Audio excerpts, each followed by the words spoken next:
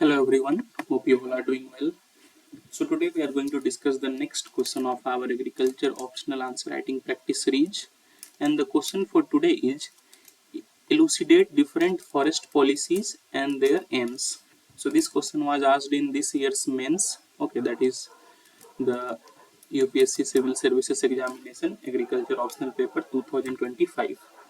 So let's see how we can approach this answer. So in introduction part, you can simply define why we need forest policies. So the main aim of the forest policies is to balance conservation, balance conservation, livelihood, and our development needs. So the basic aim of a good forest policy is should be balancing all these three so that we can achieve good amount of conservation. We can have good livelihood to our forest dwellers and tribal communities, and we also achieve our development needs. So these are the things which we should keep in mind while developing a forest policy. Now we have to discuss the various forest policies which have been seen in India. Okay, from from colonial times to the modern times. So the first forest policy to be passed in India was in 1984. So National Forest Policy 1984. Sorry, 1894, not 1984. 1894. So this was the colonial policy. So obviously, as it is colonial, so its major aims was to kind of commercial exploitation of timber. Its aim was commercial exploitation of timbers, because in colonial times the the focus on conservation was very less, or in fact you can say there was no focus on conservation. The most focus was on to commercially exploit the timber resources of India for the colonial gains. So here these timbers were used for laying railway tracks and all these things. So here you can mention this in National Forest Policy of 1894. Then there came a Forest Act of 1927. So it was Forest Act of 1927. So it was majorly focusing on the division of forest lands. So it divided the forest lands on reserved forest, village forest, okay, and I think protected forest.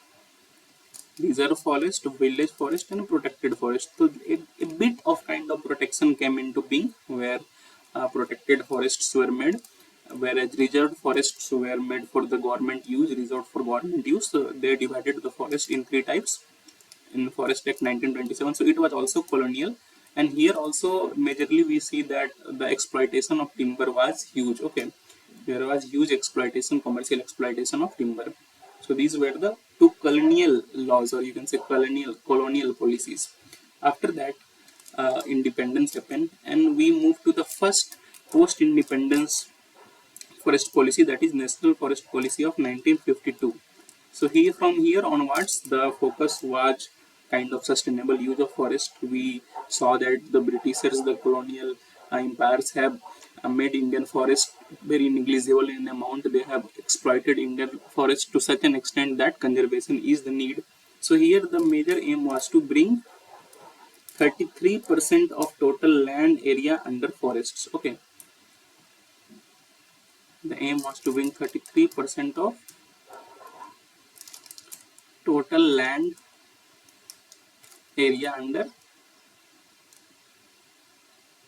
forest. So it was the major aim that we have to make 33% of land. If in a land, if the 33% of forest is there, we can say that the land is ecologically or forest based. They are sustainable lands. Okay. Here we also focused on checking soil erosion, conserve water, check soil erosion, conserve water, maintain ecological balance. All these things was major aim of the National Forest Policy of 1952. Then came the Forest Conservation Act of 1980. So it was highly focused on conservation. We all know that from in 1970s and 1980s there was a kind of environmental transformation in India. The focus on wildlife conservation, forest conservation. There were several acts against pollution. We have Air Pollution Act, Water Pollution Act. So all these things happen in 70s and 80s. So this Forest Conservation Act of 1980s was, this is number 3, this is number 4, was also highly focused on conservation. Here certain kinds of rules on compulsory afforestation, was seen. Okay, we see today we have Campa Fund. Okay, so this is kind of, you can relate Campa Fund to it. So we have to focus on afforestation. The major aim was to conserve the forests. After that came the last forest policy, that is forest policy, National Forest Policy of 1988. This is the current forest policy, you can say.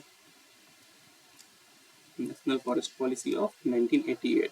So here also the major aim was to balance environmental stability, and there should be ecological balance. Okay, we have to conserve soil, water resources. We have to meet the subsistence requirements of rural and tribal populations. So all these things were there. And now currently, so here you can write that the major aim was conservation only. And now currently we have proposed the draft National Forest Policy of 2018. It is proposed but not yet passed. Okay, not yet finalized. So it also has it will have focus on climate change. It will have focus on desertification, forest fires. All these things have been added. Climate change, desertification, forest fires.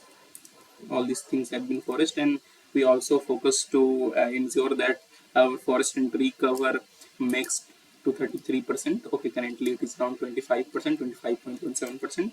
So we have to increase that. Here we should focus on public-private participation. Okay, so that the private players also participates and focuses on the forest policies and the forest conservation and other things. So these are the major forest policies. This is draft. You could have mentioned. If you had not mentioned also, there is no problem because it is not passed yet. But till 1988 it should have been mentioned. You could have also mentioned some other acts simply without discussing so much. There is FRA, that is Forest Rights Act 2006. It also gives rights to forest dwellers and other communities on the resources of forest. So these are the things which we have mentioned. The three are most important which must be mentioned, that is Forest Policy of 1984, 1952 and 1988. Although you should have you can mention Forest Act of 1927 and Forest Conservation Act of 1980 and 1980, it would have enhanced your answer only. So this is, I think, all for today, and in the conclusion part you could mention that India should reflect from towards changing priorities, that is from resource extraction to sustainable management and community participation in forest management. We have been focusing on conservation, but still we need to do a lot of things, especially on ground, so that our conservation aims meet our demands and we reach 33% of forest cover. So these are the things which you could have mentioned in your answer, and your answer would have looked very good. So that is all for today. If you like it, please press the like button, please do share, and please do subscribe. It takes a lot of hard work to make such videos for you on a regular basis, and if you like, if you share, if you subscribe, it motivates us to make more such videos for you regularly. That is all for today. Have a nice day. Thank you.